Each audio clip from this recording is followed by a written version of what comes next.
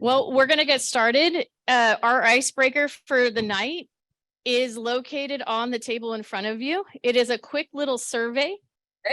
You'll see you have a number of materials, and Mr. Tafoya is going to be putting a link in the chat for our Zoom participants to be able to fill this out online.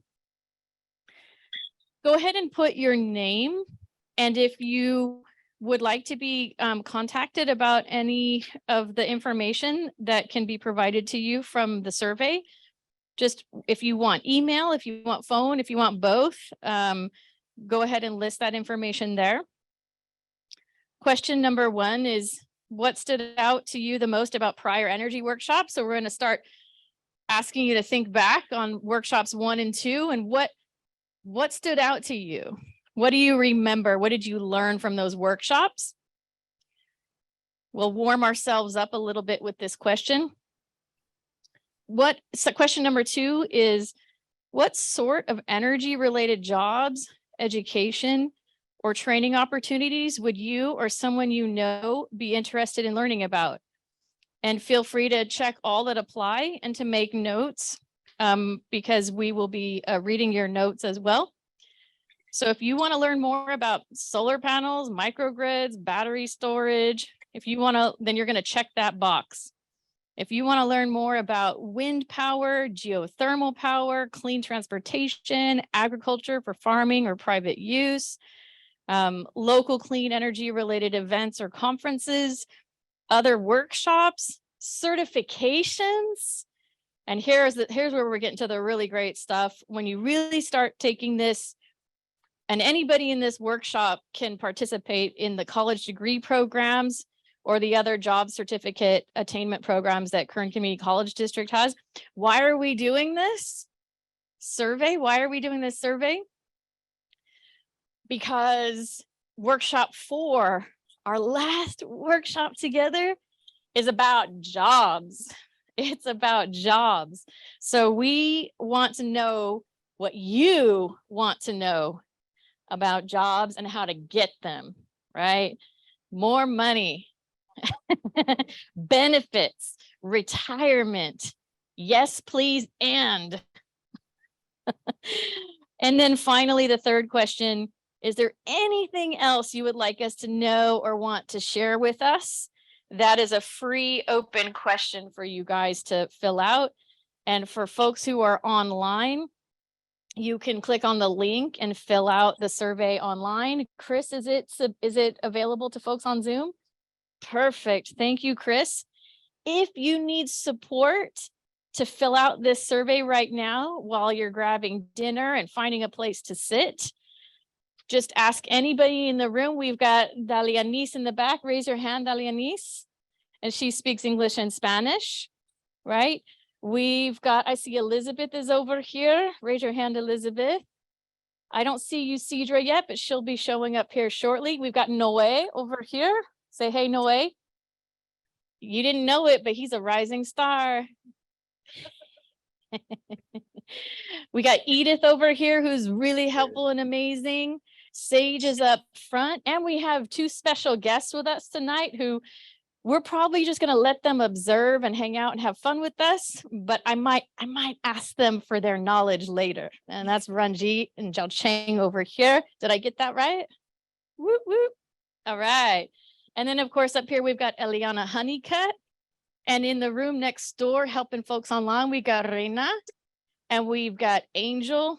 Anybody else on the Zoom who's helping out tonight?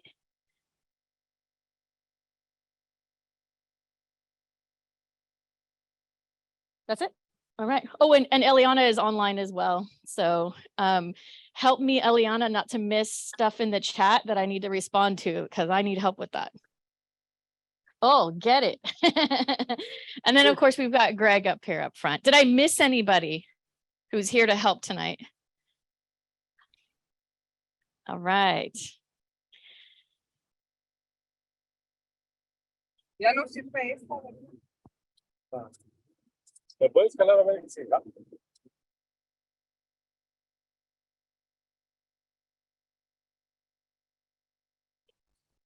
Feel free if you're on the Zoom or you're in the room to talk to your neighbors. If you haven't met them before, go ahead and introduce yourself to them. And if you need help remembering what happened in the first couple of workshops, or if you weren't lucky enough to be with us and you're sitting next to somebody who was, have that conversation with them, try to pick their brain a little bit. If you're on the Zoom, feel free to blow up the chat, fill out those surveys and feel free to interact with each other. We're going to give us another minute or so, 2 minutes.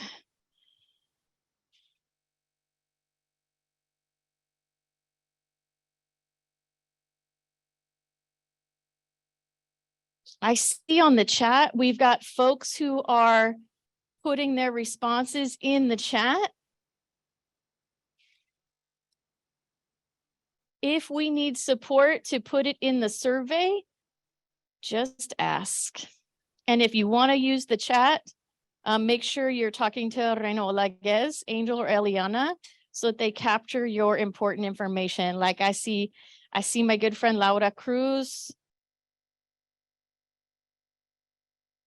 I see Juana. All right.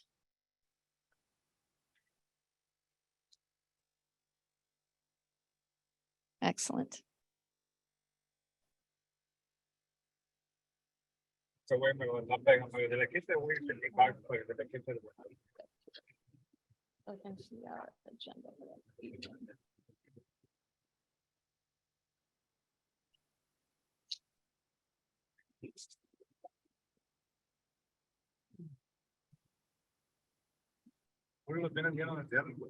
Se meten las piezas.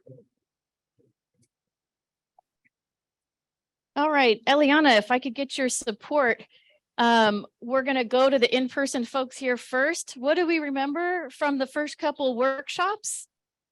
Anything you want to share about what you're putting on the survey? And the first 5 people to respond will get a little gift card, a little something, and make sure Eliana gets your name so that you can get your gift card. Let's hear it. And then we'll go to the Zoom folks and Angel will help me get the names of those folks. Stood out the most? Yeah. The fact that learning what global warming really was, it's kind of scary. You know, I didn't really think of it before. I didn't know what it was before, but now we know what it is. So now we need to try to fix it. Bingo. And that's what stood out to me. And tell us your name to Eliana. Catherine Brown. Catherine Brown with Community Interventions. What else? What else stood out to folks? Let's hear it. Hi. Stated that fossil fuels contribute to climate change, and many people, though, are still dependent on fossil fuels because alternative zero-emission travel is still impractical. Not much infrastructure for recharging electric batteries, and then batteries. There's a lot of it. It's made of cobalt and lithium, and so I understand a lot of it's in Africa, and China is controlling a lot of those locations. And then they say that they're exploiting the population there, the native population. And then, so there's still quite a thing to do for transition, even though that I try to do as much like biking and transit as possible. I still do depend on my car a lot, and the gas prices are really high for a lot of us. That still the infrastructure for the alternative is not there when you need to travel kind of far. So I still see a need for, until we can do some kind of better transition, that we need to use gasoline. And the other thing is, since we do need to use it, if we can produce it locally still, because of at least it supports our economy, plus the foreign countries that we're importing it, a lot of them are rogue countries. Like you see what Russia is doing to Ukraine and the other countries. If we buy from them, then it's supporting them blowing up other countries. It pretty much sums up the panoply of complexities that we're dealing with. pretty much every aspect of our society, including all of the ways in which we don't have our act together completely, is all the foundation that we're standing on to try to solve this very big problem together. Thank you. That was very, very helpful.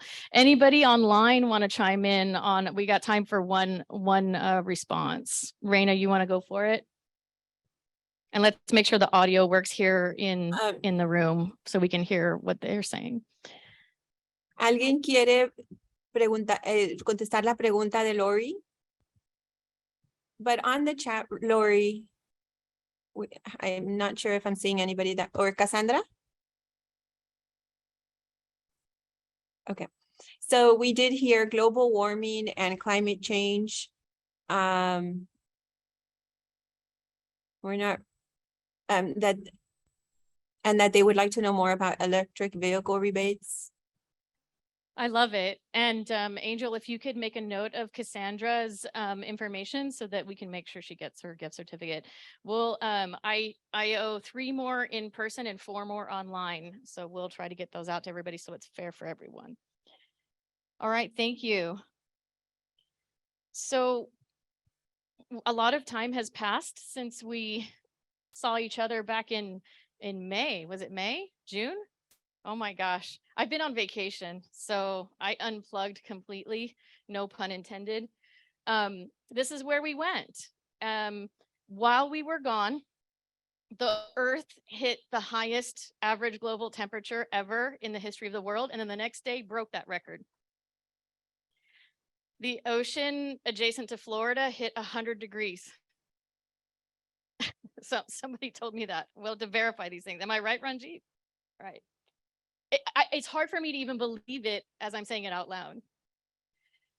When I took my son and my husband, we went to Alaska and Canada in June of 2015. We took a picture of my then 4-year-old son, Darius, in front of the Mendenhall Glacier in Juneau. And that's the picture on the left.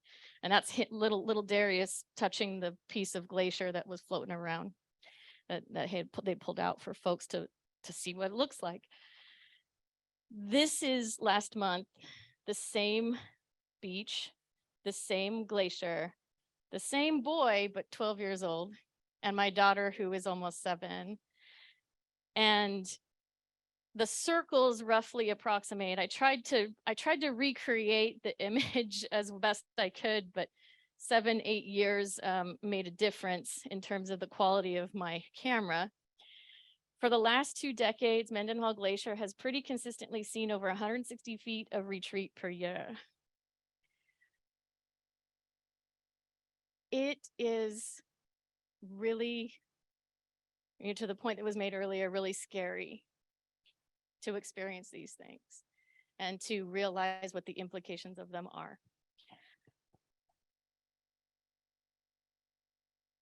We saw extreme heat. While I was on vacation, I kept looking up the weather here at home, and every day it said excessive heat advisory, excessive heat advisory, excessive heat advisory. And I thought about Elizabeth, I thought about your dad, and the question he had in our first workshop about how do we protect ourselves, right? Well, we have some materials on your table here tonight, and I encourage those who are online to pull up heatreadycalifornia.com. That's where you can find information that answers exactly that question, because the state of California is implementing multiple campaigns to address climate impacts, and this is one of them. And folks in the fields, or anybody, if you're working in the fields or if you're working in another outdoor job, like my father-in-law, we just lost him last weekend, unfortunately, but he worked his entire life on the county road crew laying asphalt on county roads. And you can imagine what it's like to lay asphalt in Kern County roads in the summertime. And back then they didn't have the right to have some of these things. But now we absolutely have the right to have water, shade, and rest. So, and of course, employers have the ability to adjust schedules and things of that nature as well. There's a lot of good information on this about extreme heat. I encourage everybody to check it out and to call that phone number. That's the OSHA phone number if you have questions about how to make things better in your workplace. Same thing about saving water. We've talked about extreme drought. We have information on the table related to the Save Our Water campaign, so please check that out. There are a lot of really important things in there, like, yes, please water your trees. That's important. So yes, save your water, but you should be using it on your tree. So tonight, what we're going to do is we did our icebreaker. We're doing a quick, to Cassandra's point earlier, we're going to go through some review, like a brief review of the very, very important concepts that we talked about in the last two workshops, that this is the ground we're going to be standing on for everything else that we could possibly do together. Workshops 1, 2, and 3 all work together to build that foundation for us, to have the framework within which we will operate, especially as we start thinking about how this applies to our own lives and start talking about jobs and education in the next workshop. What is climate change? Why is it happening? And maybe this question has more meaning for us now that we've increased our level of awareness and consciousness, and then had a break since the last workshop to experience some more of it, right? We had major my brother lives near Corpus Christi, Texas. Corpus Christi, Texas. I was looking at his area, 101, 100, 99, 101, 100. I never see those numbers at his house. I see those numbers here, but I don't see those numbers at his house because it is humid there. And remember, we talked about wet bulb conditions. I was really worried about him and his kids and his neighbors and all their family members down there. At some point, you just can't get cool when you have conditions like that, right? So this question, why is that even happening at all? I mean, really, really important question, and has a lot more meaning now that we're experiencing so many of the impacts. What are greenhouse gas emissions? We've talked about emissions, but there was a great question last time. What exactly are emissions? We're going to make sure that that's very clear. And then, of course, what is a climate change solution? And tonight, we're getting into that final piece about land and agriculture. And we have a great guest speaker who's going to be joining us. She's probably on the Zoom right now. Remember, climate change refers to long-term shifts, long-term, not just is it hot today or is it cold, but long-term shifts in the Earth's temperatures and weather patterns. On average, global temperatures are rising, and we have now achieved certain records in terms of average global temperatures. And we experienced that on July 3rd for the first time, record-breaking average global temperatures, and then we broke that record immediately. Why is it happening? Because we have too many greenhouse gas emissions in the atmosphere. We have too much in there, too much carbon, too much methane, too much of the greenhouse gas emissions. From the time that we started using fossil fuels in the last 200 years, all that stuff is still up there in the atmosphere for the most part, and we're continuing to add to it every day, and so the levels are increasing every day. Which of course means, well, what is the solution then? A real climate solution? Identify the sources of those emissions and reduce them. Identify the sources and reduce them. In Spanish, the word is gases de efecto invernadero, GEI, right? But for the most part, the materials I saw, they use the English version, GHG, greenhouse gases. Anybody looking at materials in Spanish and see the GEI one, or are you guys seeing GHG? GHG or GEI? Anybody? Anna? Do you usually see GHG? Is that a familiar? Yeah. Look out for this. Whenever you see GHG, that means greenhouse gases. And we want less greenhouse gases. We want them to be reduced in our atmosphere, and we want to stop putting them up there. So when we use fossil fuels to generate electricity, that puts greenhouse gases in the atmosphere. When we drive our gas-powered cars, that puts greenhouse gases in the atmosphere. When we use our natural gas stoves, that puts greenhouse gases in the air. And we might remember in workshop 2, we got to see a video about a different type of oven and stove that does not use fossil fuels, and it uses a lot less electricity. When we remove forests, when we cut down the trees, when we cut down the rainforest, when we cut down the palm trees in Indonesia, when we wipe out entire forests, that means that we don't have all of those trees to be pulling all of these greenhouse gases out of the atmosphere. We got to keep them there to help us get all that greenhouse gas out of the atmosphere. And then finally, and let me remove the Zoom thing because this is my favorite graphic. My kids would love this. Sorry, guys, but like, it's real. This is the truth, right? This is a fact here. But like methane in farts from cows. Right? I don't know how else to say it. I got a 7-year-old. Like we say fart and poop in my house. So I mean, it is what it is, right, Anna? We have to make sure that we're looking at sources of methane, which if carbon is a bad greenhouse gas, methane is way worse. Like it's way worse. We cannot have all the methane flying all up into the atmosphere because it's really causing a lot of problems for us. So we have to have those land use and agricultural related solutions that we're going to talk about tonight. But the primary sources, and we saw a chart in the previous workshop, about 75% of the greenhouse gases that are either already up there or continuing to get sent up there is coming from generating electricity and the burning of fossil fuels, right? When we use oil and gas and coal and we burn it, it's really producing a lot of greenhouse gases and has produced a lot of greenhouse gases. Sage, did you want to add anything to that? Did I miss anything? All right. So of course the solutions are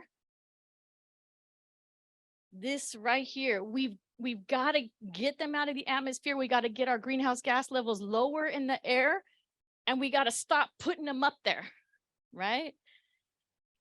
I drove a car to get here and it was not an electric vehicle. I'm still contributing to that. I'm still putting it up there. That's not good, right? But that's why California now has 1.5 million electric vehicles on the road. I had a little blessing over my vacation. I got to rent for a couple of days an electric vehicle. I was like, I better look up on YouTube how to even drive this thing. How do I turn it on? Like I couldn't figure out how to turn it on. I couldn't figure out how to turn it off either. I was like, I guess we better look this up on YouTube again. It was a learning curve, but dang, it was cool. And you don't ever have to change your oil because you don't have oil because you don't have an internal combustion engine. So I'm like, I never have to go pay a ton of money for an oil change again or have my husband do it. Cause sorry, lady, I don't know how to do that myself. I'm like, cool, that's awesome. And my son really liked it because with it being all electric, it had video games in the little screen. And he was like, when we were parked waiting places, he'd play video games on there. It was fun. I learned a lot. It was very cool. So we've got all the solutions, climate solutions. We'll be very clear about it. Climate solutions are solutions that will address the greenhouse gases in the atmosphere and the ones that we're continuing to put up there, but we need to stop doing that, right? Are we clear? Are we good on this? Because this is important. And this, maybe Sage, you want to tackle this one. Do you want to tackle this one? I'm going to pick on audience participation here. You guys remember Sage? Hi, everyone. I'm Sage. I was here at the last workshop, so you might have seen me then. But this is something that we thought was really important to distinguish between greenhouse gas emissions, which build up in the atmosphere and impact our climate. So those emissions that are really causing climate change that we've been talking about. We wanted to make sure that everyone knew the difference between those greenhouse gas emissions and then local emissions. So a lot of times different pollution sources like power plants or cars, they're emitting greenhouse gases, but they're also emitting a different type of pollution that impacts the local air quality. So when you hear about a really bad air quality day or a power plant that's emitting a lot of pollution into your air, usually that's talking about local emissions. So a little bit different than greenhouse gas emissions. Both are really important, but one is considered more of a global issue. So the greenhouse gases and, their effect on climate, while the other is more of a local issue affecting public health and air quality. Does anyone have any questions about that? Because I know that can be a little bit confusing. Does that make sense to everyone? Two different types of emissions, really. Yeah. Let me come over to you. I have solar panels on my roof, and I was just wondering, though, like she said that, like, there's still a lot of reliance for electricity on things that, that are not solar, because it's just, I guess it just does not produce enough. So just wondered what to do on that. So we're going to talk a little bit about that in the second half, Ed. So I'm kind of putting it on my mental parking lot right now, but hold on to that. And if I don't make it on my promise, like, hold me to it, okay? So we're going to have a chance to talk to one another about these basic key concepts. So for now, let's just be, and I saw him, you're like nodding your head, like, yeah, I get it. Like, we know we have a lot of air pollution here. We have a lot of local pollution. We got a lot of dust in the air, right? There's a lot of bad stuff. Specific to climate change and addressing the problem of climate change, we're talking about greenhouse gas emission levels. That's the important key thing that we got to get them to come down.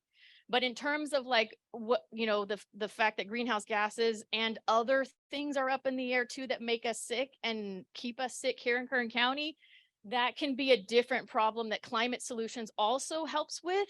But primarily, if it's going to be a real climate solution, we got to be asking ourselves, does it reduce greenhouse gases? That's the key piece right there. Nah, that clicker hates me. And we also know that in the last couple workshops, a lot of feedback we got was, we're talking about energy transition, but what is that? What the heck is the energy transition? Like, what does that even mean? We're using that phrase, we should know what it means. The energy transition refers to the shift away from fossil fuels. And to Ed's point, which he nailed it, right? It is not easy. I drove a gas-powered car to get here tonight because I can't afford the electric vehicle. Like, I had to rent one just to, and that was a real privilege to be able to do that. I certainly cannot afford it even with the rebates, right? So it, like all major transitions, it's not going to happen overnight, and in a lot of ways, it's not going to be easy. So I just really want to highlight that the goal is to reduce greenhouse emissions.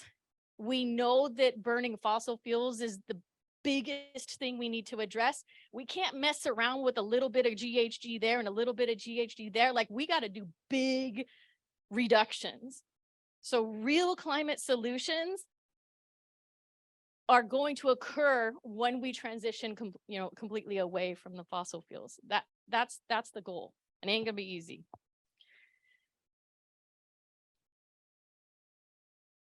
I did. I did. No comment. No comment about that. But yes, the answer to that question is yes. My husband has been very curious about electric vehicles for a long time. And so I think he got the advice that it would be easy to rent an electric vehicle when you do it through Turo.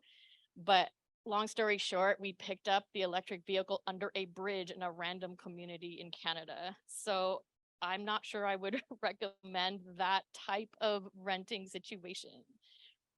The second time we rented a car that was not an electric vehicle, it was less questionable. So nothing against Turo, is just, be smart about your choices on Turo. Take 2 minutes now, ask your questions. Does this basic stuff make sense? Turn to the person next to you, turn around, look at the person behind you, say hello, say good evening, get to know a new person, reconnect with an old friend, and say, does this make sense? Do you have any clarifying questions? Because we really need this foundation to be strong. You have 2 minutes, 2 minutes. So the question is if the carbon emissions that are exposed to the air, if it makes sense to all of you guys. And if you want to share in the chat, anything that maybe you've learned or you've been enlightened about, please share on the chat with us and we'll make sure to keep it in mind. Remember to just, everybody can leave the questionnaires on the table. I'll come and collect them. Do you want to just collect them now? Oh, yeah? Okay, yeah, let's do that.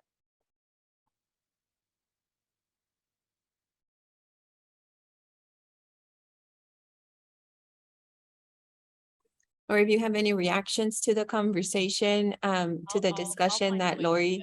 has shared with us, please share it, anything that you want to share on the chat.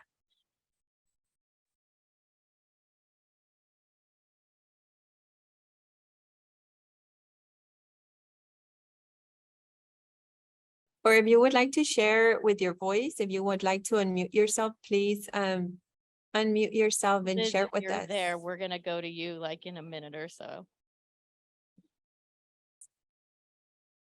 Thank you. Thank you, Cassandra. And Raina, if you could pin Liz to my Zoom so we can all hear her speak, that would be great.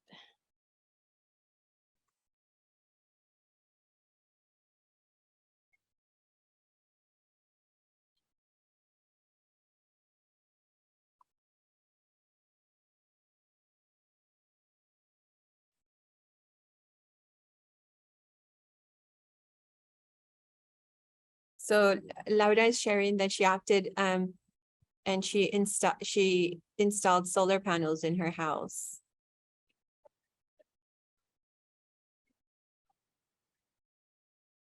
Gracias por compartir, Laura.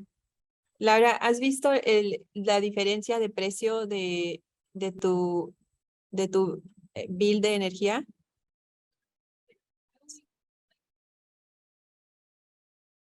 Make sure that Liz Carlisle is pinned to the Zoom so that we can see her while she's talking to us. Thank you. ¿Es mucho más All barato, right, Laura? give yourself another 20 seconds or so to wrap up your final thoughts. 20 seconds or so to wrap up your final thoughts. We'll go to Zoom first because I heard some great conversation there. And I owe a couple gift cards over there. So Angel, if you could make a note of who contributes. I heard Laura was contributing. And 5, 4, 3, 2, and 1. Let's bring it back. And for those folks who are here in person, now that you've had a chance to complete the survey, even if you came in late and got settled in with food and all that, make sure you're turning in the survey to Noe, who I'm randomly picking on right now. He's gonna come around and pick him up from you while we're listening here. So Reina, what did Laura have to say? And let's make sure everybody here can hear you. Thank you, Lori. So Laura shared with us that she got solar panels installed in her house. And when we asked her if she saw her bill decline, she said yes. It did she's getting a lower bill now. Shazam. That's Mhm. awesome. Congratulations. We could have a whole series just on solar panels. So I'm glad to hear a very positive response there. I want to talk to you, Laura, about that another time. We're gonna have to connect. Anybody else online for a gift certificate, a gift card, want to share their thoughts? Is it and specific to to this question, is it clear what is climate change? Why is it happening? And what's the solution? Yes, one more, Lori. Cassandra shared that she really appreciates the distinction between greenhouse emissions and gases. Greenhouse emissions and gases that you just explained. Yeah, so just to be very clear, when we're burning fossil fuels to make electricity, or we're burning fossil fuels to drive our cars, or burning fossil fuels with a gas stove to make pancakes on Saturday morning, we're using a fossil fuel and we're generating greenhouse gases as a result. And it's those greenhouse gases that we've generated that we want to reduce or eliminate. So just to be very clear about that, I'm really glad that she said that in that way so I could make that distinction. All right. Anybody here in person, any clarifying questions, or are these fundamental key concepts pretty clear? Buenas tardes, mi nombre es Guadalupe, vengo con Comunidades Aliadas. Pues una de las cosas que a mí se me vienen en la mente es de que estamos a próximos meses de que nos llegue Navidad y esto todo va a generar a que se corten los árboles, ¿verdad? De Navidad que ponemos en nuestras casas. Pienso que por algunas cosas pequeñas podemos empezar, de ahí se pueden hacer grandes cambios y que tal vez no se pueda hacer como ahorita lo de los paneles, pero con pequeñas cosas es un avance que podemos tener. Gracias. Good afternoon, everyone. Guadalupe with Comunidades Aliadas. Something that comes to my mind is that we're a couple of months away from Christmas, and during that time, they will cut down the trees in order for us to put them inside of our houses. So I think that we should start with small things, and then afterwards work our way up to bigger things. Maybe we can't put solar panels right now, but starting with small things might be the way to go. Thank you. I can imagine too, if you're getting a live Christmas tree and planting it in your yard, then it's a gift that can keep giving even when it's not Christmas, right? I know. All right. So we have now covered essentially all of the major solutions in one way or another. We've talked about 1 through 7, primarily in workshop number 2. Tonight, we're tackling 8, 9, and 10. Halt deforestation and restore degraded lands. Degraded lands meaning the land we have here that we have just farmed and farmed and farmed and farmed and farmed, and it's dead. Like it's done, right? But there are ways to restore it, and we have an expert with us tonight who we're going to have a conversation with. Reduce food loss and waste and improve agricultural practices. And then 10, eat more plants, less meat. And that's another small change that we can make. Maybe we eat meat at every meal now. Maybe tomorrow we try to have one meal without meat. And maybe the next week or month, we try another meal without it, right? Small changes, poco a poco, little bit by little bit.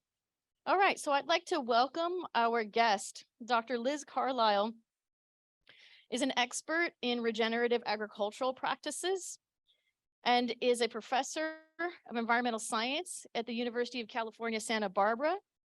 Dr. Carlisle joins us from Santa Barbara now on Zoom. And so I'm going to make sure that we can see her. If we could pin her, that would be great. If not, we'll just have the conversation. So feel free to unmute Dr. Carlisle. And if you would like to say anything else about your background that can help us to benefit from your expertise tonight, please feel free to go for it. Buenas tardes. Good to be here. Can everybody hear me? Yeah, audio check. Is that loud enough for everybody? Can you hear it in the back? Noe, can you hear Dr. Carlisle? Turn it up a little bit. All right, go ahead, Dr. Carlisle. Let's try that again. Awesome. Buenas tardes. It's good to be here. I just want to say thank you. Thank you so much for the invitation. It's such a privilege to be part of this conversation. Thank you to the interpreters, and thank you so much to everybody who's doing all the hard work behind the scenes to make it possible to join on Zoom. It's really wonderful. I'm glad to be with you all. How's the audio doing now? It is perfect. Everybody can hear you just fine. And let us know on Zoom in the chat if you need us to make any adjustments. We're just going to have a conversation with Dr. Carlisle. I only have a couple questions to ask her, and then you get to ask her questions. So yeah, write them down if you have some questions. Great. Yeah. And I guess I'll say a few things about my background. So I am a professor at UC Santa Barbara in the environmental studies program. Ranjit and Jiaqing, who are there this evening, are my friends and colleagues. We all work together at UC Santa Barbara. I've always been really inspired to think about how agriculture can be a climate solution. I have agriculture in my own family, and my grandmother lost our family farm in the Dust Bowl, which was an event in the Midwestern part of the US in the 20s and 30s, where whole farming communities basically lost their farms and their businesses because of mismanagement of land and soil. So I feel like in tribute to my grandmother, I want to figure out how we can do better. And so that's what brings me here together with all of you. You know, Dr. Carlisle, I'm really glad that you shared that about your family. Here in Bakersfield and Kern County, many of us are related to, married to, in my case, people who are descendants of those people from Missouri and Oklahoma who came over in the 1930s during the Dust Bowl and worked in the fields. And we have a long history of many groups of people coming here to the Central Valley to work in the land. And in fact, fun fact, Cesar Chavez and Dolores Huerta, you know who they were trained by in organizing? A man named Fred Ross, who started out in the labor camps during the Depression and helped organize people to rise up, register to vote. Fred Ross was helping the people who came over from the Dust Bowl. And it was those organizing techniques that he taught to Cesar. And Cesar shut the door on him like 12 times before he let him in the house. And Dolores and Cesar learned from Fred Ross. So we are all connected here tonight. We are all connected with our ancestors, and we're all connected to the land. And I think the interconnectedness is something that we have lost. We have lost. And so, Dr. Carlisle, you haven't mentioned it yet, but you have written a book called Healing Grounds. And I like the idea of healing because I think it's through reclaiming the interconnectedness and reclaiming the land that we will be healing. So with our first question, how are land and agriculture related to climate change? Yeah, well, I'm glad that, you started today talking about greenhouse gas emissions. And of course, most of the greenhouse gas emissions we're concerned about have to do with our energy system and burning fossil fuels. But a quarter to a third of greenhouse gas emissions globally come from the food and agriculture system. And some of that is from clearing out natural vegetation in order to make way for agriculture. Some of that is from overuse of synthetic fertilizers that require fossil fuels in order to make them, and then also lead to greenhouse gases after we use them. And then some of it, as you mentioned, is also related to our livestock systems, and particularly when a lot of animals are close together and their manure is then also concentrated, which is a big part of our methane problem. So that's the bad news, is that with the way agriculture is currently being practiced globally in industrial systems, it's contributing to a really large share of greenhouse gas emissions. But the good news is that if we practice agriculture differently, as many communities around the world already are and historically have, agriculture can actually be a climate solution, which is, of course, what we're here to talk about tonight. So if I were to kind of sum that up, it sounds like to address climate change, we're going to have to make sure that when we are growing food, that we're doing it in such a way that we're actually removing greenhouse gas emissions from the atmosphere and not releasing a ton into the atmosphere. Am I hearing you right? Yes, exactly. And plants are our friends, right? Just in the way that they grow, when they photosynthesize, when they are growing, they are bringing carbon down out of the atmosphere and helping put it back in the soil to keep the carbon in the soil in a healthy balance with the carbon in the atmosphere. And so when we farm, when we grow food, we want to think about how we can keep those plants on the land all year round, rather than having long periods of bare soil, because they are really helping us kind of rebalance our ecosystem. Okay, I'm going to pause there. Remember, you're going to get a chance to ask questions. So if you have questions, make sure to write those down. Question number 2, what are the primary solutions for reducing emissions from using the land and in our agriculture industry? Yeah, so I think just thinking really directly about things we might do in our everyday lives, keeping plant cover on the ground as much of the year as possible. And then What does that mean? What does cover mean? yeah, so you can think about what does a natural landscape look like, whether that's a forest or a prairie or a wetland. There's always something growing any time of the year. You never see a lot of bare soil. For the most part, the soil is covered with plants, and those plants are helping the soil hold on to that carbon and nitrogen so they don't go up into the atmosphere and become greenhouse gas emissions. So what indigenous communities around the world have known for thousands of years is that our farming systems have to mimic our natural ecosystems. We have to set up our farms and the way we grow food in ways that copy the structure of the natural ecosystem. And so one of the things that people have often said to me is, you know, nature never leaves the soil naked. It's always covered with plants. And so that means either you have plants in the ground that grow for many years, so trees, bushes, in a prairie situation, maybe perennial grasses. Or if you're growing plants that only grow for a few months at a time, maybe during the off season, you put other plants in the ground just to keep the soil covered. So you might have heard that called a cover crop, because literally, like in the wintertime, it's covering the soil and it's putting all that carbon back down into the soil to keep it in balance. And the good news about having more carbon in the soil, it also helps the fertility of the soil. So it's good for growing plants the next year too. Raise your hand here in person and on the Zoom. Give us a reaction. If you have a garden in your backyard or somewhere near your house, is what Dr. Carlisle saying, is it making sense with your experience? Yeah. All right. Any other solutions you wanted to add to that before we ask you another question?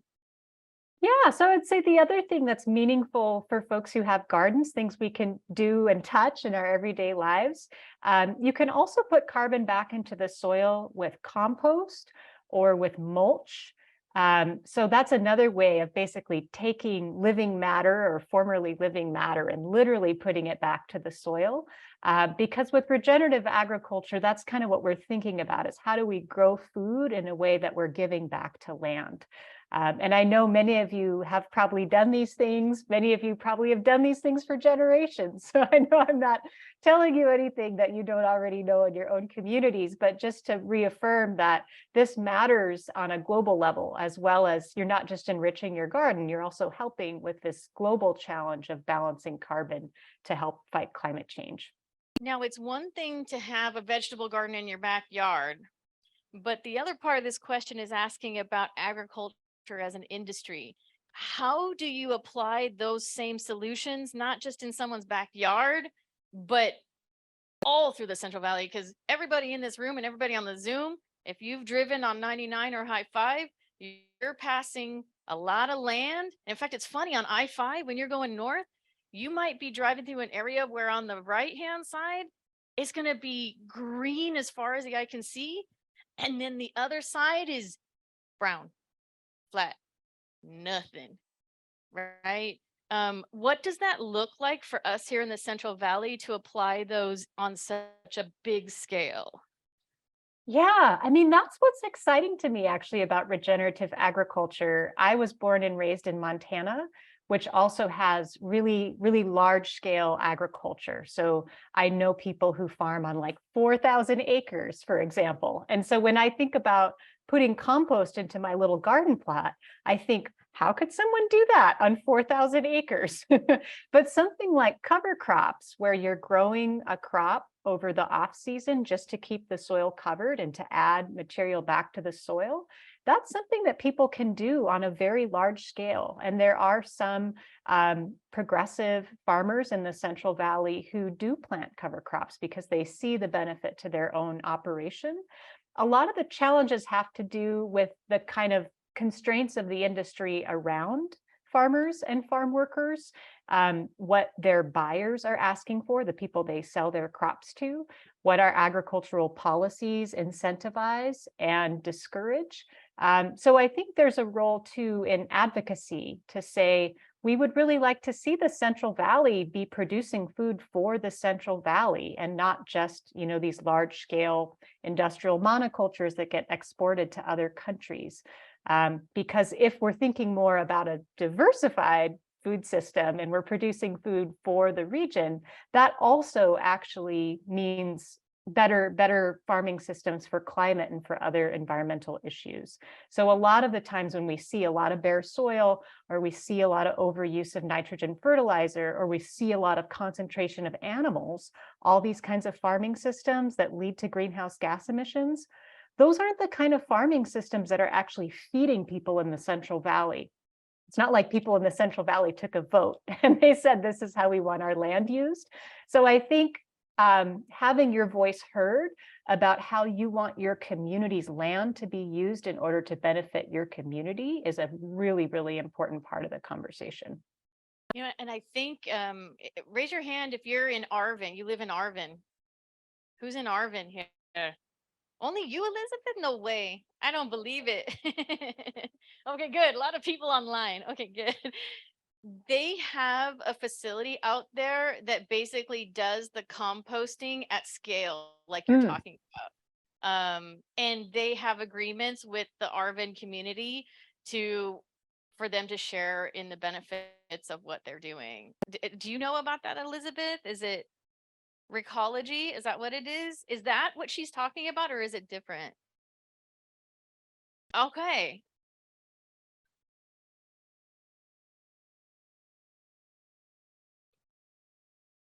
Elizabeth just said that they also donate the finished compost to the community for their gardens. What? I love it. Gemma, did you want to add to that? Nosotros tenemos un jardín comunitario. A ver, le apagué. Está bien. Gracias. Tenemos un jardín comunitario y recibimos el compost de la ciudad y de Recology. We have a community garden and we receive the compost from the city and also from Recology. Yay! That's awesome. Hey, I'm being told to go to the third question.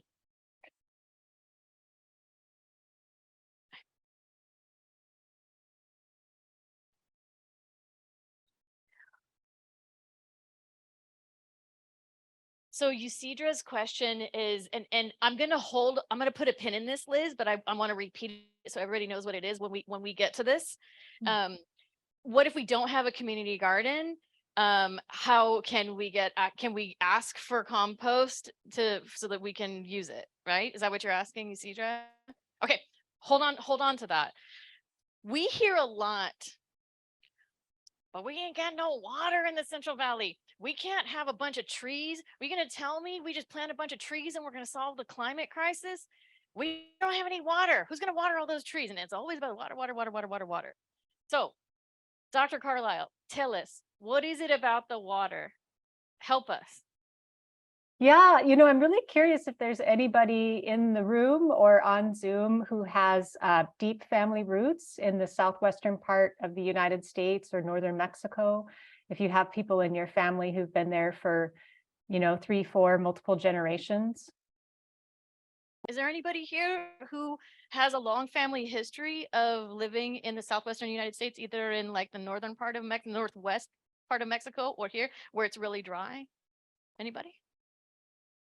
we'll come back to that if somebody on Zoom is chiming in and I can't see it. But go ahead. Yeah, so, I'm not from this part of the world. As I told you, I was born and raised in Montana, but something that really struck me when I first got into research on agriculture was learning that people have raised food successfully in these very dry areas of northern Mexico and the southwestern United States for thousands of years. In pretty dense communities, pretty large communities, lots of people. So of course I wondered, how did people do that? So people raised crops that are adapted to dry climates. They had saved seed over many generations to select for crops that would do well in these kinds of environments. So there are beans that do really well with not very much water. There are corn varieties that do really well with not much water. I imagine many of you are familiar with other kinds of cultural foods from cactus, nopales, tunas. They don't need very much water. Mesquite also makes a really high protein flour, essentially, that's been used as a cultural food for many years. Lots of farmers these days are looking into agave as a water appropriate crop. So all of this is to say that there are a lot of options for plants that do well with less water and are adapted to that. That's their homeland. That's what they're used to. And then there are also techniques for growing with less water. Often called dry farming, traditional dry farming techniques. Some of this has to do with making the most of the water when it comes, making sure, you can use things like rainwater catchment. And some of this has to do with making sure that the water that's already in the ground stays there. One technique for that is called dust mulching. And then also we should— Dust mulching? What is dust mulching? What is that? Yeah, it's similar idea to a cover crop, but for a drier area where you don't want to plant something because there's not enough water to support that plant in the off season. So instead, you prepare the ground, you do a light pass of tillage, of plowing, in a way that keeps the water that's already deep in the soil. You break up the kind of channels by which the water would escape by sort of putting a layer of dust on the top. So this is a technique that people have used actually around the world in really dry areas. I've mostly seen it in vineyards in California, but it can be used in other crops as well. So raise your hand if you have already used a similar technique to avoid having to use a lot of water in your garden by putting like a dust mulching or a type of mulch on the top so that the water that's already there, it's going to stay there. It's not going to evaporate. Raise your hand if you do something like that in your garden. I knew it. I knew it. I knew it. Okay. Go ahead, Liz. I'm sorry, I didn't mean to interrupt. Yeah, and then the other thing is, we need to think about it on a regional scale, right? There's only a certain amount of water for the whole region because we can't draw down our precious groundwater resources, but we have to think about where we want to use that water. So there are going to be areas that need to be restored to natural ecosystems and act as groundwater recharge. I think for the food growing, we need to prioritize the food that's being grown for the people that live in the community.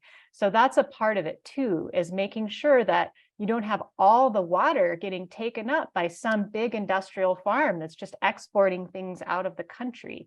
We need to think about, if we have a scarce water resource, how do we make sure we use it to actually benefit the people that live in the valley?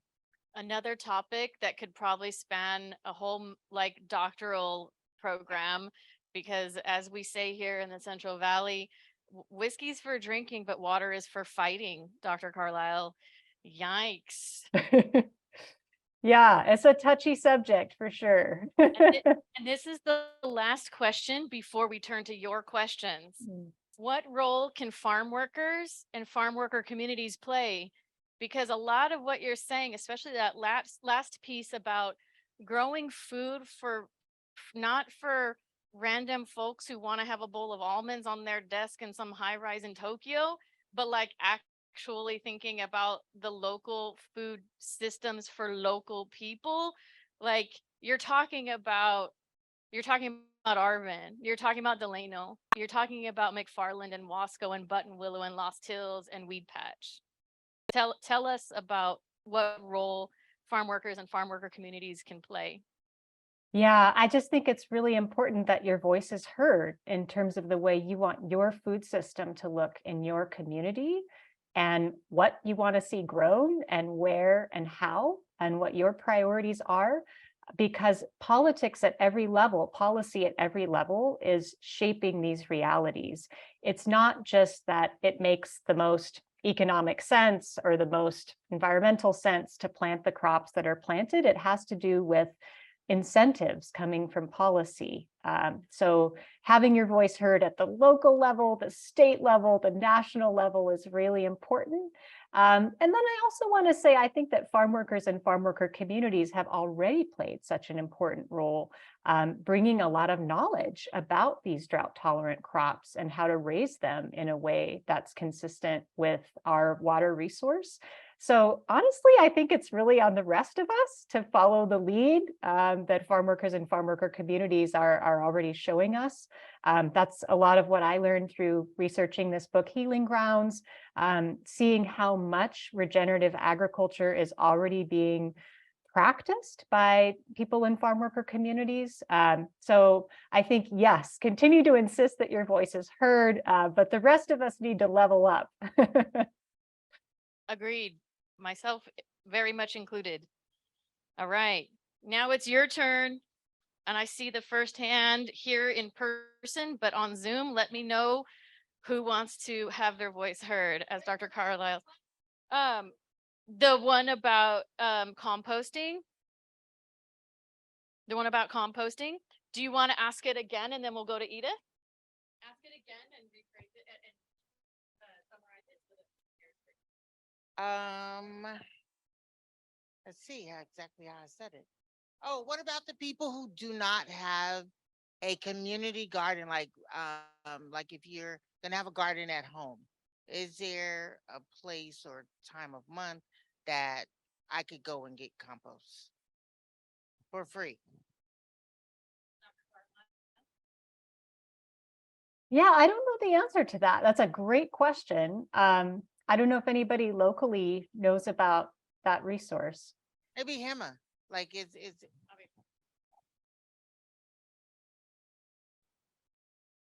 Puedes llamar a la ciudad y pedir compost, llevar tu camioneta al lugar donde lo venden y tengo entendido que es muy económico.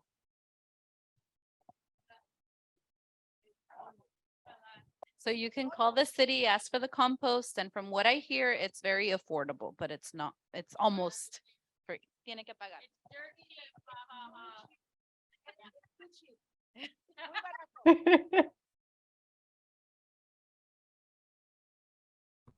And remember this too when we do our activity, because it's going to be wish fulfillment along these lines. Edith. But the people on Zoom need to hear your awesome thoughts.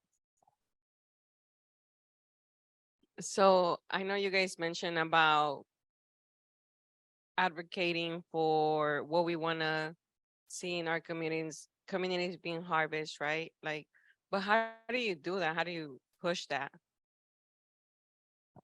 Yes, well, you have some incredible community organizers in the room with you. So I am a student of them in terms of how you make sure that your voice is heard when there are opportunities in terms of policy.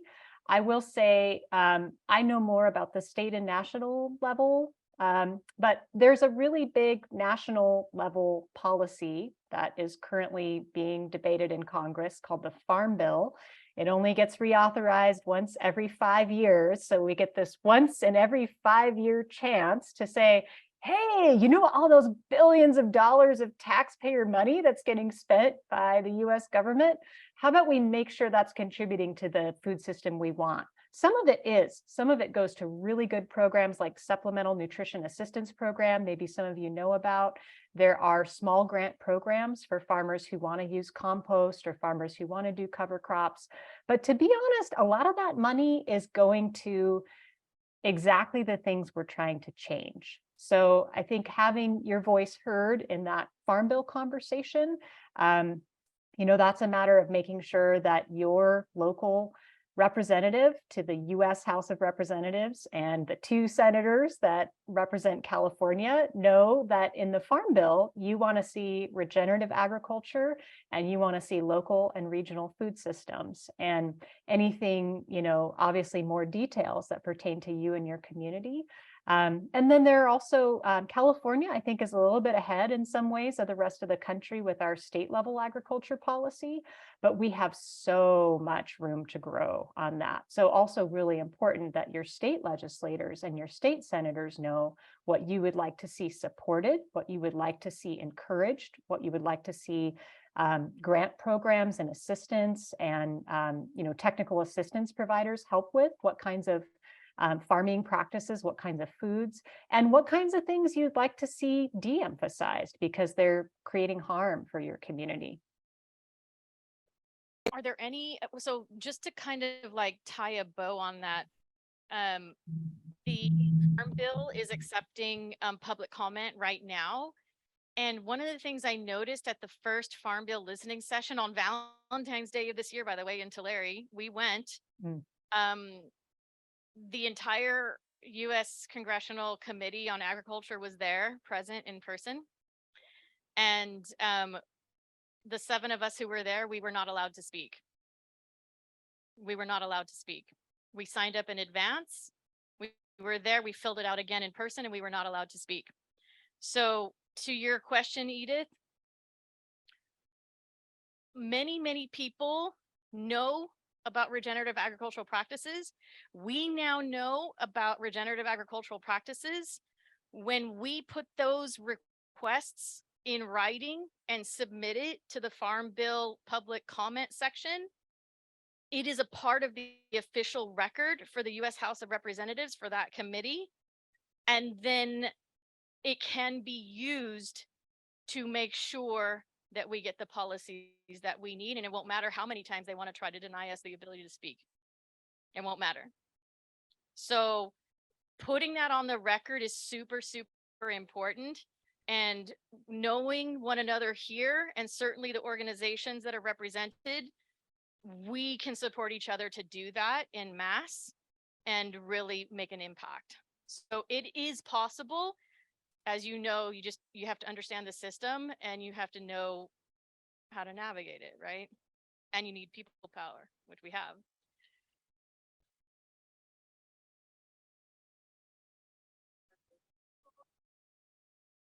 Can we also target our grocery stores for and demand a higher quality of food purchase?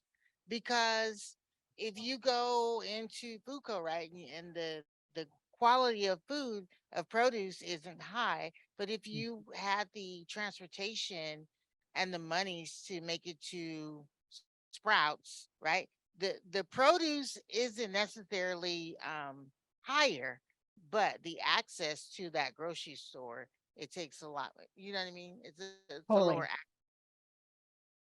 Yeah, absolutely. And sometimes that's a conversation with the business saying, I would really like access to fresh, high quality produce. And also that's a conversation for policy, because we all know that there are structural reasons and policy reasons why some neighborhoods are underserved by full service supermarkets that include fresh produce. And also, things like farmers markets or other kinds of direct market opportunities. So that's another thing that you can say, in that email to your state legislator or that, federal policymaker is, it's really important to me to have access to high quality produce, and I don't have it in my neighborhood the way that people in other neighborhoods do.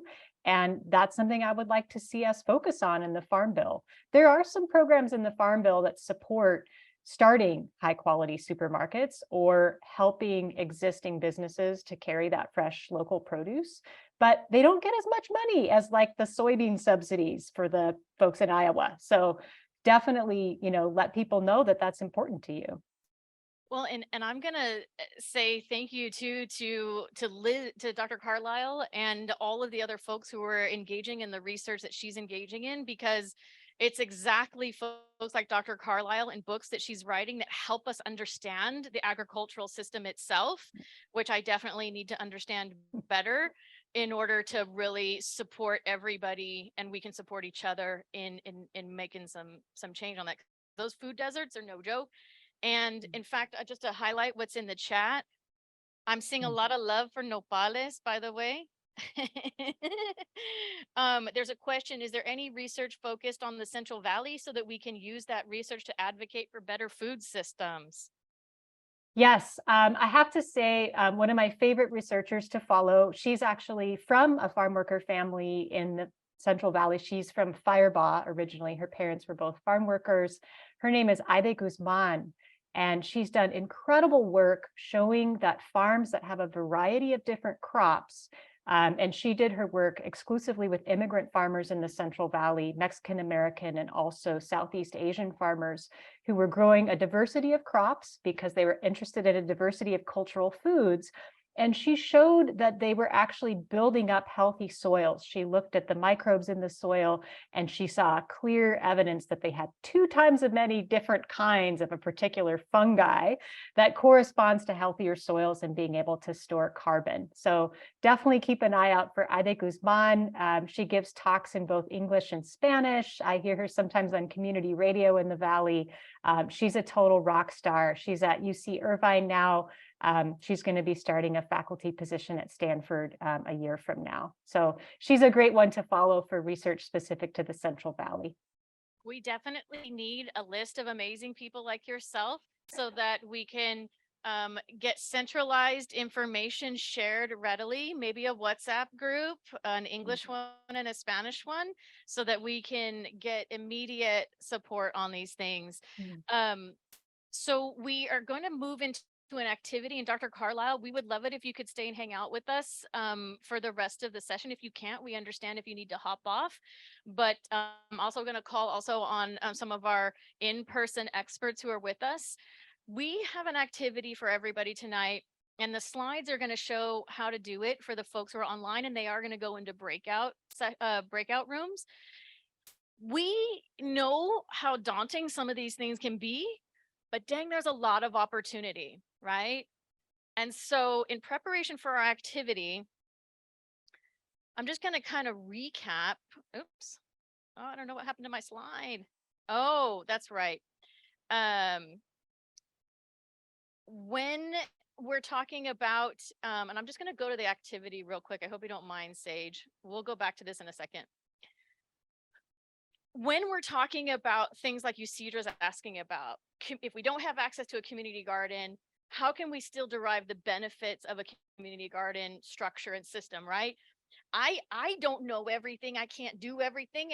And as amazing as Hema is, I'm pretty convinced that she can do everything and does know everything. I mean, she might say that she doesn't and can't. We all kind of need to be able to centralize our activities to have centralized benefits and assets. And community climate centers are kind of a thought experiment that we're going to play around with in our activity. If you had, and we're going to talk about it a little more in a second, but just to kind of get a sense, these are the solutions that are going to do the heavy lifting that we need on greenhouse gas emissions, right? Electrification, how we handle our food, how we handle our land, how we handle our transportation, all of this stuff. These are the areas where we need to make this energy transition happen, right? So think about all the things we've talked about and imagine, where's the activity slide? Oh, there it is. Imagine what it would look like if you had unlimited funding to build a community climate center where you could learn whatever you wanted about climate solutions or energy technologies. You could attend classes. You could see solutions demonstrated in real life, test them out yourself. It could be whatever you wanted it to be, located wherever you wanted it, probably more than one, right? Maybe you could identify having multiple locations and make suggestions about where you would want a community climate center to be located. the idea is to get these creative thoughts sparking so that we can think about what we want so we know what to ask for.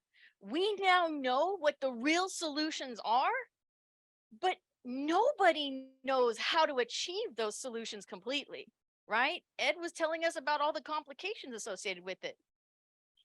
I just barely drove an electric vehicle for the first time in my life, right? Except for maybe bumper cars like at the fair, right? That doesn't count. Would your community climate center have an induction stove so that you could go in there and test out, like cook a meal on the induction stove? Maybe your community climate center has electric vehicles that you can kind of take a class on how to drive it. Like, you know, we took driver's ed in high school, right? We took those driving classes and we had to learn how to drive. Well, why don't we have driver's ed classes at the community climate center where we learn how to drive an electric vehicle and then go drive one? They've got some in Huron right now, the green rateros. The mayor of Huron's got green rateros that they use electric vehicles that are owned by the city of Huron to take people to their medical appointments. Green rateros. So like green rides, basically, like electric vehicles that the city owns that they let people use to go to medical appointments, right? Rateros. Yeah. Did I get that right? No? Please teach me. Rateros. So what does that translate into in English is what Yusidra's question is. ¿Cómo se dice eso en inglés? A green ride, right? Oh gosh, what did I say? Oh, I'm like, oh my gosh. No, don't tell me. Tell me later. I don't want to know. No. Yusidra wants to see my face turn red right now. So go for it. Let's do this. What does that mean in English? Oh, no, don't steal the electric vehicle. These are not vehicles for stealing. Although I heard on the chat that Turo apparently is like one of those things that people are worried about, people stealing vehicles and then renting them to people like me who get them from under a bridge in Canada. My apologies. I learned something new tonight. Thank you. And Yusidra got to get some entertainment. That's awesome. I'll take it. We know that a lot of people, when there's a lot of extreme heat, people are going to the river now. That's super dangerous, right? What if you don't know how to swim? There are a lot of people who don't know how to swim. Maybe your community climate center's got a swimming pool and some classes for people to learn how to swim, right? This is your imagination at work for this activity. Make it what you want it to be to serve you and what you think the community needs, because there are going to be new technologies coming down that don't even exist yet. But if in our imagination, in our activity, it could be a way for new technologies to get tested out to see if they're even going to work, right? What if we test out the induction stove and it sucks? Well, I'm glad I didn't buy one, but I tested it out at the community climate center and I was like, yeah, we need to do better, right? That's where the community garden could be located. That's where we could test out composting ourselves. That's where we could test out green space configurations. We're going to have to pull out or change a lot of the asphalt and concrete that we have because it's making things too hot. But we can test out how to do that in a community climate center. What would your community climate center look like? What would it have? That is the activity. Work with the people at your table, or if you want to do this by yourself, by all means, do it by yourself. Are there any questions about what the activity is asking you to do? Noe.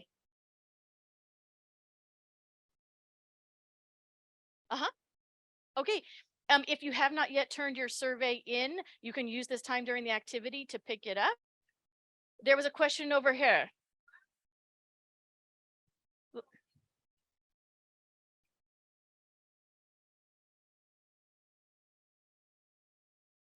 Is this a question that we can handle during the activity? Ask it. Right now, right? My question was about electric cars. In 2035, we're supposed to go electric, right? With cars. Right, only electric cars, right? I know the question you're asking. In 2035, all manufacturers have to be producing electric vehicles. It's not that you have to be driving one. Yeah. Does that help you? That all the manufacturers will have to, in the state of California, you'll no longer be able to sell a non-electric vehicle.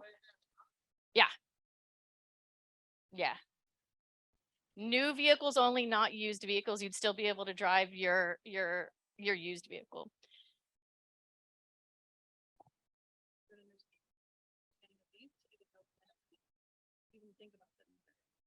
Let's see what comes up. Yeah. Do you want to walk around and support? Yeah. Go ahead and go into the breakout rooms and see how that works. All right, guys, so let's start at answering these questions. How would your ideal community climate center look like, and where would it be located? Ideally, do you want it to be located within walking distance from your home? What would it include as a resource for the community? What would you like to see?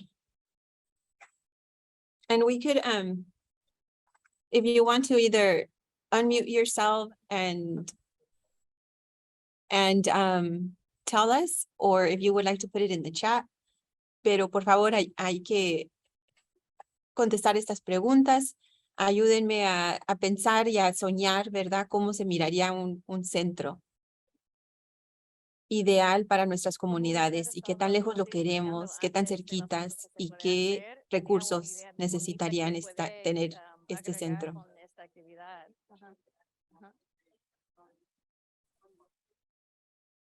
Si ustedes pudieron crear su propio centro climático.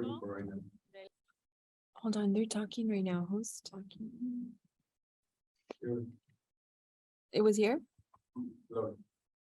Oh, ask her to unmute. You want me to unmute her?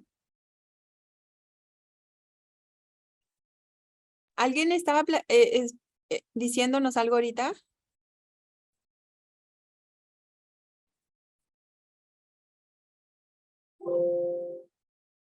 ¿Alguien quiere compartir cómo se miraría un centro de comunitario? ¿Y qué les gustaría? ¿Escuchan? Sí, Minerva, adelante. Yo quisiera comentar, sí. Pues yo me lo imagino que esté lo más próximo a un lugar donde todos puedan llegar. Me imagino que se contemple que haya transporte público, porque luego es más complicado manejar, que sea accesible en cuanto al transporte, primero que nada, y también pues que tuviera muchos talleres, por ejemplo, para hacer huertos en casa, que hubiera capacitaciones para hacer composta, huertos en casa, cómo comer mejor, cómo sembrar nuestros alimentos y en general de cómo podemos ahorrar energía y educación ambiental. Muchas gracias. Muchas cosas, pero estoy escribiendo muy despacio. A ver, cómo sembrar, cómo crear compost. Ajá, y cómo hacer un huerto en casa, un huerto urbano. Ok. Muchas gracias. Qué bonitas ideas.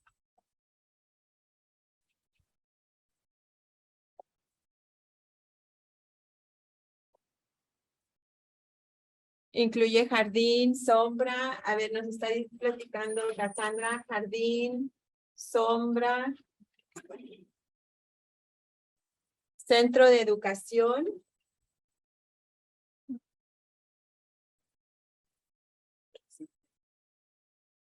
¿Y qué más vamos a hacer aquí? A ver. y un huerto urbano. ¿Alguien más quiere compartir? ¿No se escucha? ¿Me está escuchando, María? ¿No me escuchan? Oh, no. I think it's because you're speaking in Spanish, so they interpret it. Oh. Can you guys hear me? Raise your, give me a thumbs up if you could hear me. Okay. Okay, yes, you guys could hear me. Laura Gonzalez is sharing community gardening, a large community center.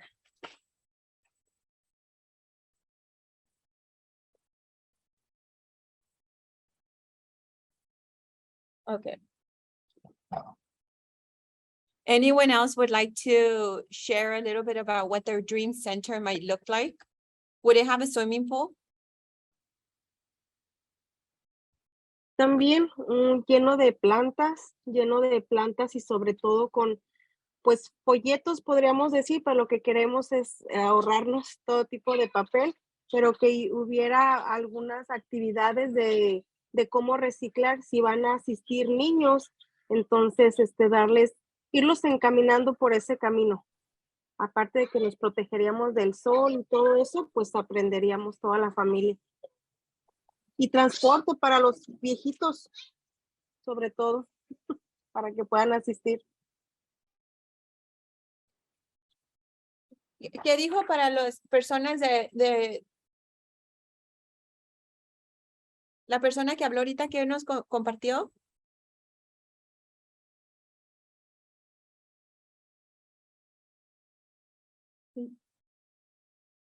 Muchas gracias por compartir.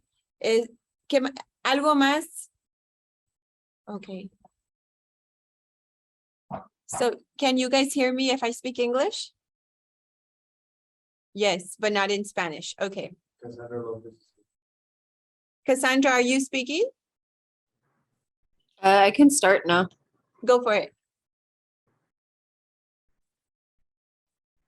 I like everything that was mentioned or suggested so far as like including centers for cooling down, considering like a pool and cooling systems that are more efficient, like with renewable energy and such.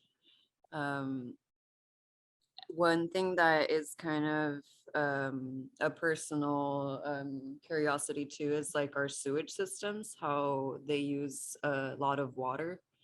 So how they can be kind of redesigned to consider how to conserve water, and also how to go about the microgrids with designing them to like conserve and store the energy and distribute it in better ways.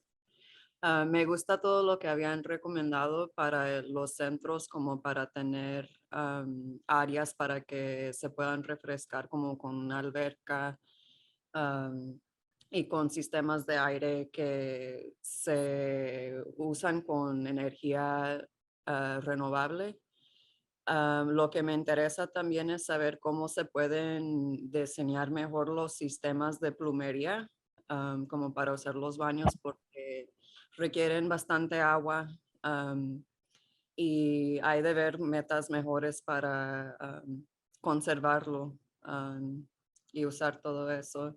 Entonces quería saber más sobre eso y también cómo se pueden usar esos sistemas de energía que son como micro, más chicos, para distribuir toda la energía mejor. Thank you so much, Cassandra. Would anyone else like to share what types, let's see, what type of climate solutions or technologies should this community climate center demonstrate for your community? And just one thing, we're hearing a lot of workshops, education, opportunities through worksheets or just through people, coming in and teaching students, young people, adults, our elder folks. But how do you think a community center like this can also support with economic mobility? Like what type of opportunities? And one thing that we're hearing is maybe it could have a big kitchen, a central kitchen where maybe folks that sell baked goods could come in and use that commercial kitchen to make their stuff and then sell it. How does that land for folks? Is that something that you think would be useful in your community?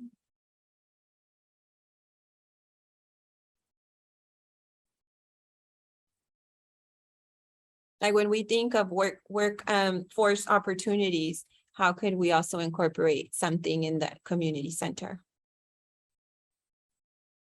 Veronica is agreeing that that would be very good to have, very nice to have a big industrial bakery inclusion. Sounds amazing. So I'll go ahead and put that. And so let's like dream and with any idea that you have that may help boost economic opportunities for our communities.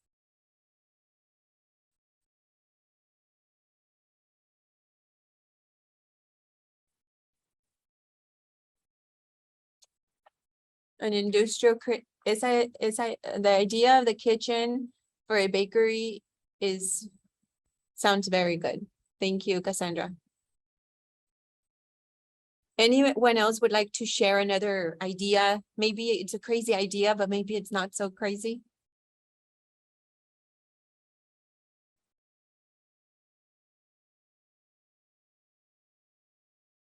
What kind of workshops would you like to see? This is that last question. What classes in, so we did hear from how to make compost, how to engage in your community garden and build a community garden in your home, how to eat better. What else are you guys interested in seeing?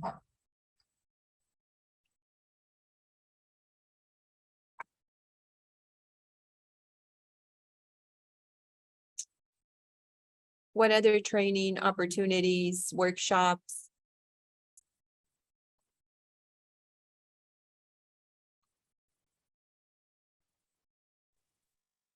Cooking classes. Thank you, Juana. Cooking classes.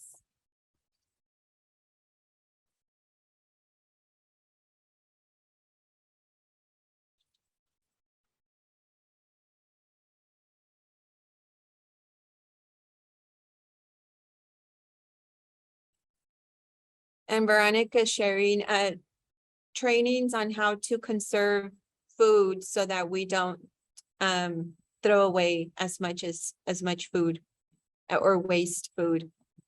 Online educational workshops for people that can't go there. Online virtual parenting classes.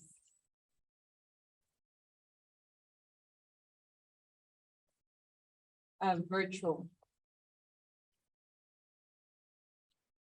Yeah, because one thing that we've learned from the pandemic is that virtual does work, right? Sometimes it's okay not to make everybody drive to a certain place. Thank you. And I just want to give you a little reminder. If you haven't already completed your survey, please take a moment to complete it. We're going to go ahead and reshare it right now. And then if anybody else wants to share something else, so classes for young people to learn how to do basic things, like change something on a car, maybe the oil on the car. Yeah. Existe un fertilizante. And Alberto is sharing about a fertilizer that's organic, that's called lubricompost. And it helps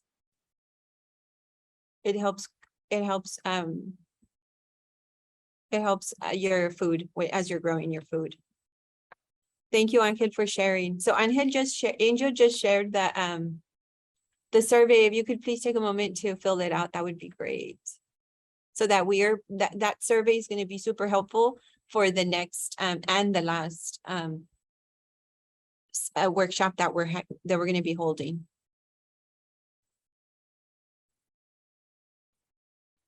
No worries, Eva. Thank you. Thank you for joining us, and we could follow up with you. And then we also had another question earlier about where do you go to take your used oil? We're going to get back to you. We don't have an answer to that question, but we know that the city, if you call the city of Bakersfield, that might be a solution. They might be able to guide you. I remember when I used to live in a little ranch in Shafter, we used to have a lot of oil because my dad had diesel trucks.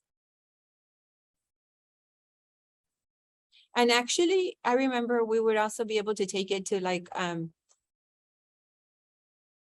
to a store that would take it in for us. But as long as you didn't take like more than a certain amount of like a bucket or something. We'll give you more information next time. And Eva, we're talking about how would your ideal community climate center may look like, and we're dreaming big. We're talking about a pool, trainings, and what kind of trainings we would like to see.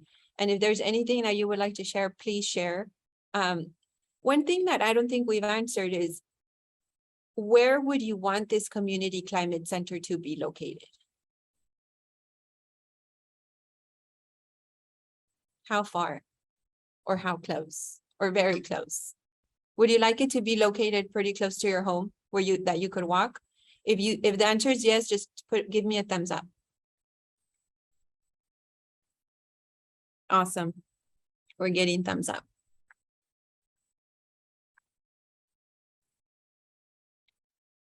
Anyone else would like to share anything else, even if it's not one of these questions? Oh, Norma, are you raising your hand, or are you giving me a thumbs up?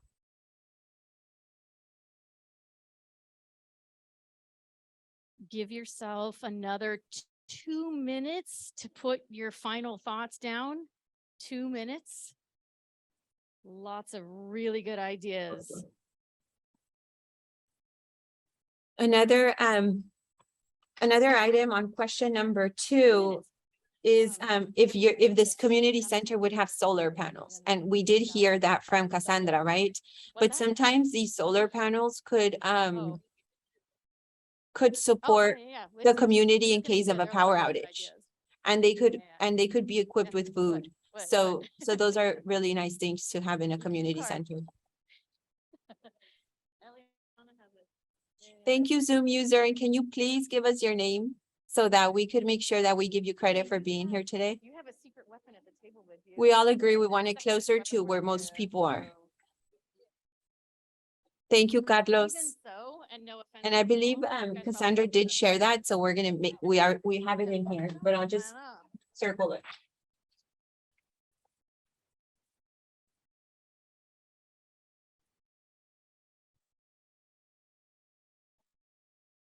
So we'll just give it another minute, and then we'll go back to the main room. Just FYI, in case I forget to tell you that later. 1 minute. 1 minute. All right, and 5, 4, 3, 2, and 1. We have some amazing conversations happening here in person, and I just checked the chat. It looks very, very interesting. Reina, would you like to go first? Oh, can you turn it up? Sorry about that. We got to turn the speakers up. Thank you, Lori. Yes, I'm here. Go for it. Okay, thank you so much. And we had a very nice discussion. Our dream center, it's a dream center for us. And we talked about having, making sure that it was cool, that it has a microgrid, and that it has also storage, and so that we could conserve energy in case of a power outage or in case of emergencies. We also want an industrial kitchen so that it could help bakers come in and bake and then go and sell their goods. But we also wanted a lot of workshops on parenting classes, how to create and build, create compost, how to build a community garden in my house, and access to plants, how to eat better, and just lots of workshops and with lots of plants and a pool so that it could help us cool in the summer, and education center where we could come in and hear from community and I have them come in and do presentations. And we do want it very close to our house, but also where most people live so that most people could benefit and walk to the center. That sounds awesome. And I'm going to imagine too that the electricity related stuff, would it include like efficiency demonstrations? Like, you know, how to save on electricity so that your bills are lower? Oh yes, Lori, all that good stuff. I love it. And how to use incentive programs to get your bill even lower, I hope. That's right. And how to access affordable cars, electric vehicles, right? 100%. You're going to want to probably add after we take a couple contributions here in person, because there were a lot of great ideas that piggyback on what you're talking about. So we'll come back to you. Where is, let's see here. ¿Usted quiere comentar de lo que acabamos de hablar?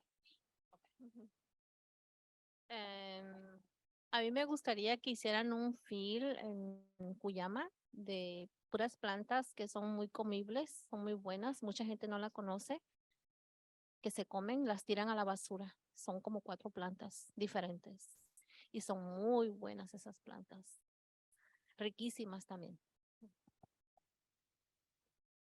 So I would like there to be a field in Cuyama of various different plants that are edible. There's about 4 different plants and they're very, very good.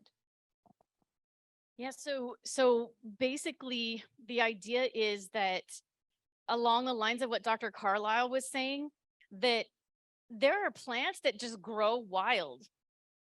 And we're hearing about one that is known about in Cuyama that is edible and tastes great. And they're just throwing it in the trash, right? So the demonstration would be, what are some local plants that we can grow in a community garden at our climate center to help educate people about the kinds of plants that grow well here, even though we don't have a lot of water? Because we can't just go eating random plants, right? Like that could be bad, right? But when we have special knowledge in the community about what is tasty and healthy and is not going to hurt you and it's edible, like we need to benefit from that. I would want to go out to Cuyama and look at that and say, how do I identify this plant? How do I know that I'm looking at this plant and not something else that's similar that maybe could hurt me? And even more important, how do I cook it so that it's super tasty too, right? Cooking classes, right? I love this so much. Who wants to go next? Because there were a lot of really great ideas. Okay. Bueno, a nosotros, algo de lo que yo platiqué era que en Lamón es una comunidad muy grande que tiene una cultura, mucha gente de Oaxaca, ellos conocen muchos vegetales, muchas frutas, y nos pueden enseñar tanto estas personas. Me gustaría que estuviera ahí. Que cómo me gustaría que fuera como un rancho de México. Tienen las gallinas, regresar a nuestro, como lo decía la señora que nos dio la plática, ¿no? Regresar a lo de antes, porque lo de antes nos funcionaba, no estábamos contaminando. Entonces, ¿y qué recursos o qué apoyos nos gustaría? Pues que nos dieran algún tipo de recurso para semillas, para generar huertos familiares, huertos en el hogar, alimentarnos. Esa sería una verdadera revolución, ¿no? Crear nuestros propios alimentos y que estén libres de pesticidas, porque también con eso ganamos nosotros. ¿Qué talleres me gustaría? Pues energía para el calor. Fuimos con un ingeniero y nos dijo que era muy raro que aquí en Bakersfield, con tanto calor, no usaran, nomás que no recuerdo el nombre, hay una energía que por medio del calor del piso genera que las hélices empiecen a girar por tanto calor y nos da energía. Entonces él nos decía que era como raro, pues, que no estuviera aquí. Entonces, hay que luchar para que eso no lo traigan. Y sembrar con grave y goteo para también no tenemos mucha tierra y utilizar lo que es la grava y el goteo. Son espacios más pequeños, se utiliza mucho el agua, que también la vamos a llegar a extrañar mucho. We have a group of future agriculture professors for Bakersfield College at the Arvin campus and hopefully Lamont Satellite. So something that we talked about is, something that we talked about is about in Lamont. It's a big community where we have people from Oaxaca, and Oaxacan culture, they just know so much about plants. So I'd love for it to be there. And I'd also love for it to be like a big farm from Mexico with all the chickens and just going back to what was before, because the before, as was mentioned before, the before worked. We weren't contaminating. When it comes to resources, we love resources for seeds so that we could be able to plant our own food, and also families can have their own businesses and they can have their own food free of pesticides. And when it comes to about energy for heat, I believe we went to an engineer and he said that it's weird that we don't use this system that I can't remember the name of it but basically it was saying that, and this part I got lost. So if she could, okay, awesome. Okay, so when we were doing the public workshop in Lamont, we learned about, you know how we learned about wind power, the turbines? Well, there's one that kind of looks like a spiral and it spins around because the heat from the earth, like after the sun bakes the earth and all the heat comes up on it, it makes the turbines turn and it generates electricity. Come on, we need those everywhere, right? That's renewable energy right there. So our demonstration project at the community center in Lamont is going to have some of those and run its system on that. Because think about it, like, and the sun goes down and the heat is still radiating off the concrete. We'll have to think about what to do in the wintertime, right? But you know, how about over here? Did y'all want to chime in on a couple things over here? She pointed at you. Cedra Volin told you, but if you, I can come back. Oh.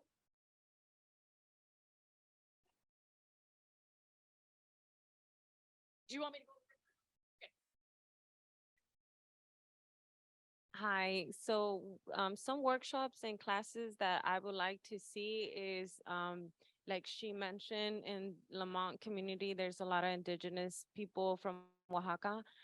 Maybe get together with them and maybe they can do workshops and teach us how to work with the soil and plants. I think that would be beautiful. Sign us all up. And then we'll have a potluck. Up here, ideas up here, no? She might not be ready yet.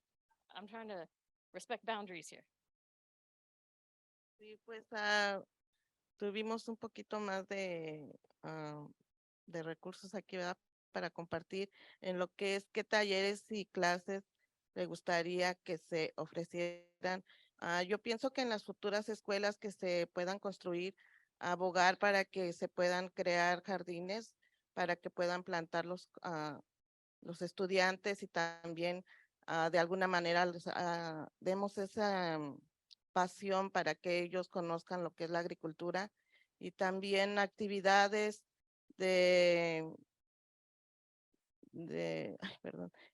como que puedan desarrollar los jóvenes, porque principalmente en la adolescencia es a donde surge más lo que son las drogas, y es cuando ellos empiezan a desarrollar, a tener sus cambios, ¿verdad? Entonces, mantenerlos haciendo actividades de deportes es una de las mejores ideas que pienso que resultaría para crear mejores jóvenes para el futuro.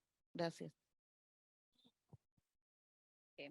So we had a little bit more resources that we wanted to share. So what classes and workshops would we like to see? We'd like for future schools, or we should advocate so that future schools can create gardens so that students can plant, and also to just create that passion so that they know what agriculture is. But also activities that young ones, for example, adolescents, because during that age they start to develop and that's when they go into drugs. So maintaining certain activities like for example, sports and other things can help to develop our adolescents. Did you want to go? All right. I would like to see like job trainings, like places for like a lot of people don't have high school diplomas where they can help them get high school diplomas. You got people that don't speak English that can't apply for that job, but they can train them so they can apply for that job. It's a lot of stuff that the communities need. Some people don't know how to turn on a laptop to apply for a job. So it's a lot of stuff that we need in our community, especially in the buildings that you guys are planning on building. And that is a really wonderful segue into where we're headed in September 14th. Did you want to chime in with one last thing, Kimma? Okay, I thought I saw your hand. I'm keeping an eye on the time. I promised to get you out of here on time. There are really only two things left. These don't have to just be dreams. Okay. And I'm going to share with you that in the city of Fresno and the Transformational Climate Communities Program, and then Reina, I'm going to ask you to give the information about the surf stuff that's coming up. We know that we have a lot of air pollution and a lot of other pollution. And so a lot of the funding that's coming from the state and from the federal government is for us. And this is one of those funds. It's called TCC, or Transformational Climate Communities. Guess what Transform Fresno did? They submitted a proposal in West Fresno to put solar panels on 200 homes,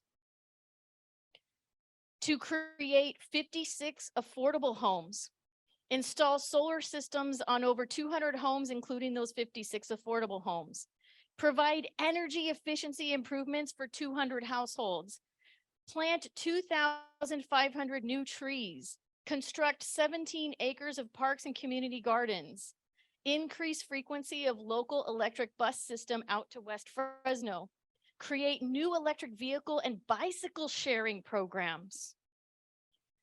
This would impact 4.9 square miles in West Fresno, include 13 different partner organizations and entities. It would reduce greenhouse gas emissions, 28,400 tons of carbon emissions. The grant that they're getting is $66.5 million, and they were able to leverage an additional $85.5 million to get solar panels on people's homes in West Fresno in collaboration with Fresno City College. That is probably also looking to have their programs available to people in that area. Very similar program was awarded in Stockton, and applications went in from Arvin last week. So these lists that you have don't have to just be on a piece of paper. They can be in real life. And Reina, do you want to tell us about SURF real quick? Yes, Laurie, thank you so much. And so another program that was also created for us, for the people, is the Community Economic Resilience Fund. And California created the Community Economic Resilience Fund to help families and businesses recover from the COVID-19 pandemic, because we all had economic crises, right?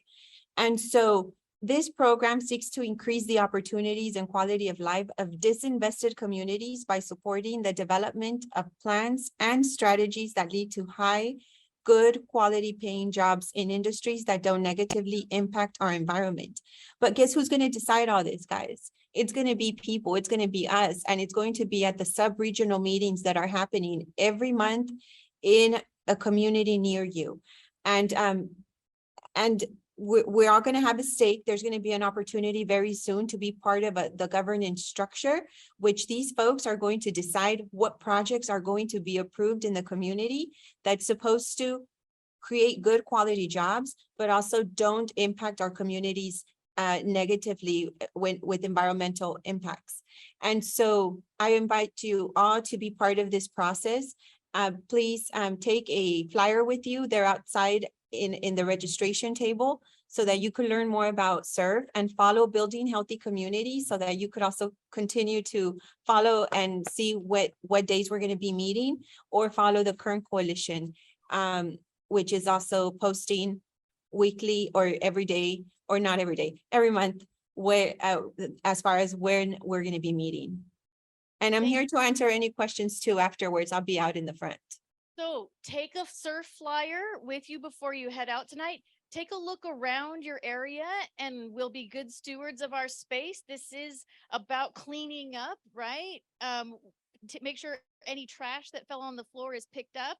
Any recyclables that are on the tables, make sure they end up in the recycle bin. If there's extra food, please feel free to take it. Please pass your activity sheets to Noé so that we can make sure that we collect all of these amazing ideas, especially the ones that maybe we didn't hear about. And we make sure that this group has a chance to propose these things for your communities. We will see you on September 14th. And notice the parking lot does have spaces available in the shade under the new solar panels. Thank you, everybody. Have a great night. Really, really